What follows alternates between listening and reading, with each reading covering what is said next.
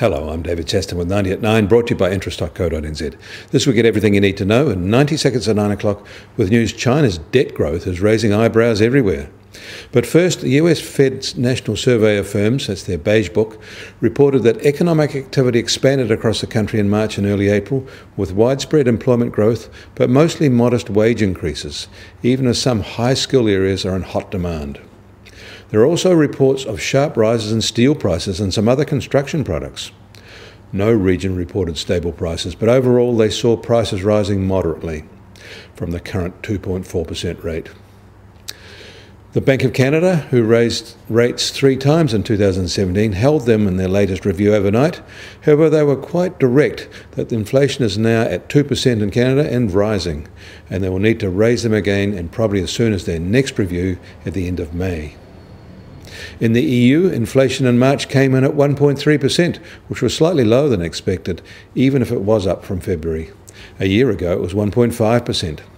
And in Germany, public sector workers have won a big pay rise. The increase is 7.5% over 2.5 years. The ECB will take notice and will undoubtedly help boost that EU inflation rate.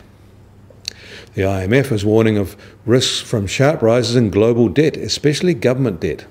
His latest report shows that the problem is almost exclusively Chinese debt. Debt levels in advanced economies have shown some stability, while those in most emerging economies have shown strong growth. But for China, the growth has been on a world scale, distorting the international data and almost equaling all other debt increases from emerging economies. And in India, with memories of an arbitrary 2016 demonetisation fresh and rumours swirling about financial institution fraud, people are rushing ATMs to extract cash. It forced the authorities to issue a calming statement. But India's trust and faith in their banking system is waning fast, and a severe cash and credit crunch is a very real risk now.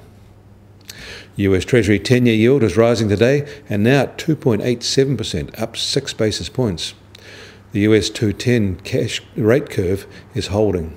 The Chinese 10-year is at 3.61%, and that's down 7 basis points, while the New Zealand equivalent is at 2.84%, a fall of 1 basis point.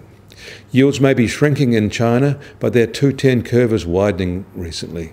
Chinese companies are borrowing heavily again, but the viability of some big projects is in question. And gold is at $1,351 an ounce in New York. That's up $4 today. Oil prices are up sharply today as well by more than $2 a barrel, and now just over $68.50 a barrel, while the Brent benchmark is over $73.50 a barrel. American petrol and crude oil inventories have taken a sharp tumble in the past week, surprising analysts. And growth in the world's largest shale oil patch is causing problems.